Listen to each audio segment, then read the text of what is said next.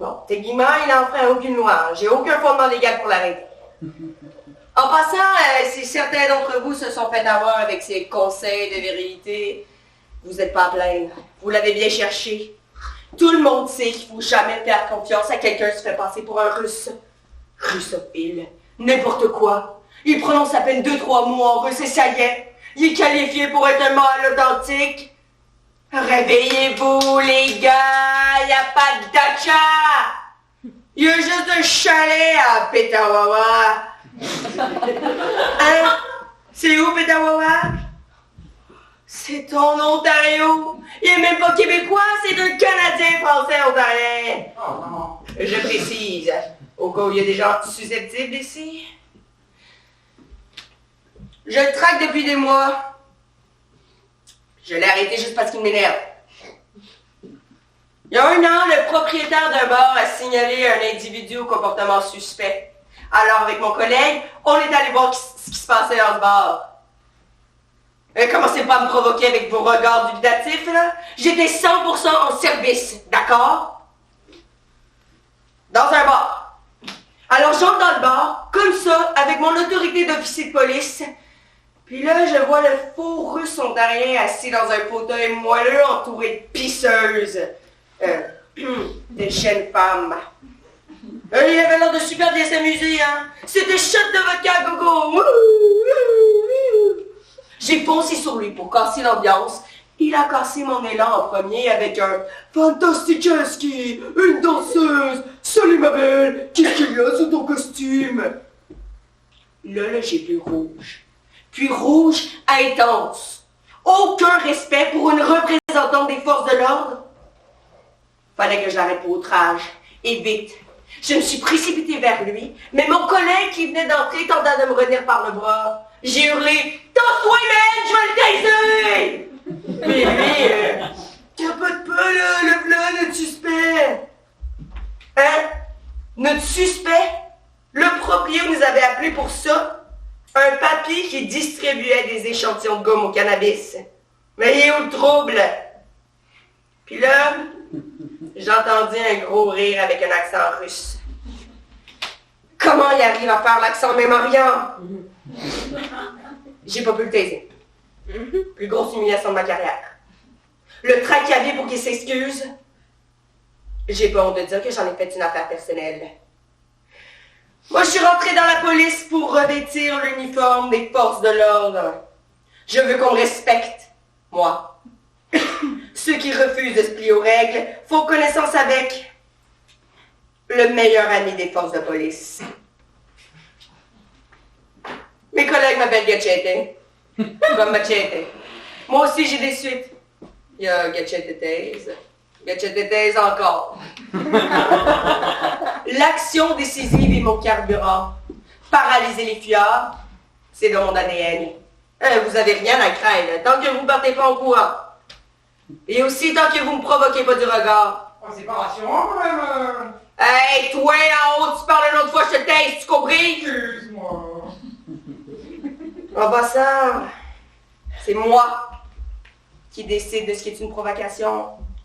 C'est mon pouvoir discrétionnaire. Une idée en passant.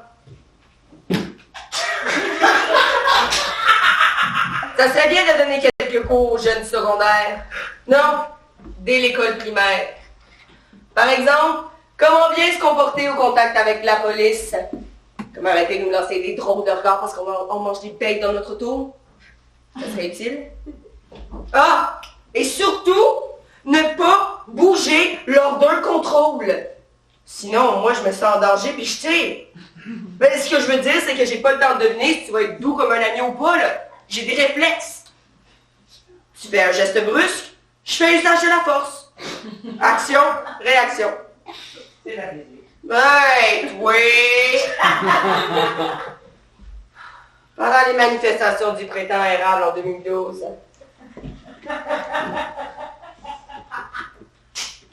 Il y en a eu de l'action décisive. J'avais pas encore mon taser à l'époque. J'avais une autre arme d'impact. Un pistolet à balle en plastique. Eh oui, on n'est pas des assassins quand même.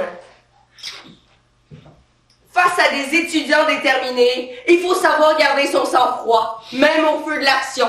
Et l'action, c'était quoi? Disperser des manifestants qui avaient commencé à lancer des projectiles sur les autos de police. Alors j'ai visé et tiré avec sang-froid. Et mes balles de plastique ont atteint des manifestants. Aux genoux, aux oreilles, à l'œil, paraît-il. Je précise parce qu'ils ont porté plainte contre moi. Mais faut que je vous dise, là, lors d'une manif, il y a ceux qui protestent, ceux qui défient l'autorité et ceux qui filment l'intervention de la police. Ben, il en faut, hein? Ils attendent qu'un policier tire et là, ils filment, ils postent tout sur les réseaux sociaux. Voilà comment j'étais accusée de brutalité et suspendue pour ne pas avoir utilisé mon arme avec prudence et discernement. Je me souviens pas d'avoir manqué de prudence et de discernement, moi. J'ai obéi aux ordres. J'ai fait mon travail. Faire respecter l'ordre public. Et puis, si ces manifestants avaient suivi des cours avec la police, ça serait jamais arrivé. Mes collègues et moi, on aurait juste eu à leur dire...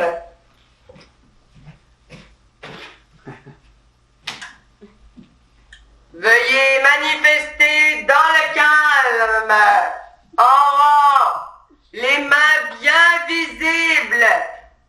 Ne criez pas tous en même temps, chacun à tour de rôle seulement. Tout individu animé de mauvaises intentions doit déposer ses projectiles immédiatement. Les étudiants bien dressés face à une police disciplinée, ça facilite la tâche à tout le monde. Que demander de plus? D'ordinaire, le monde aime les choses faciles. Curieusement, dans une manif, les choses ne peuvent pas être faciles. Au lieu d'une manifestation pacifique, il y a eu une meute.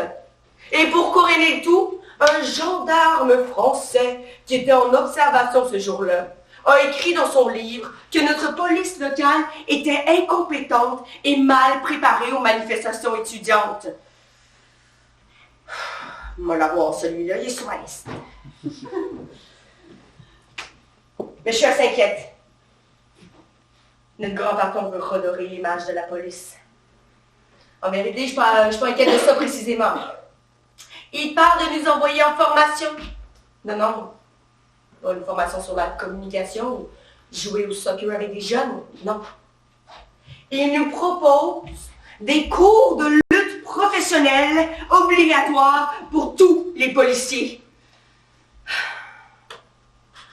Ce qui veut dire que je vais devoir renoncer à mon arme.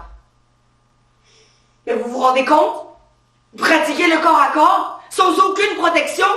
Mais je vais me faire tabasser en pleine rue. Il faut faire quelque chose pour arrêter ça, là. Je sais pas moi, lancer une pétition, faire grève ou manifester sur la rue Sainte-Catherine. Oui, je suis inquiète. Vous me voyez faire un plaquage?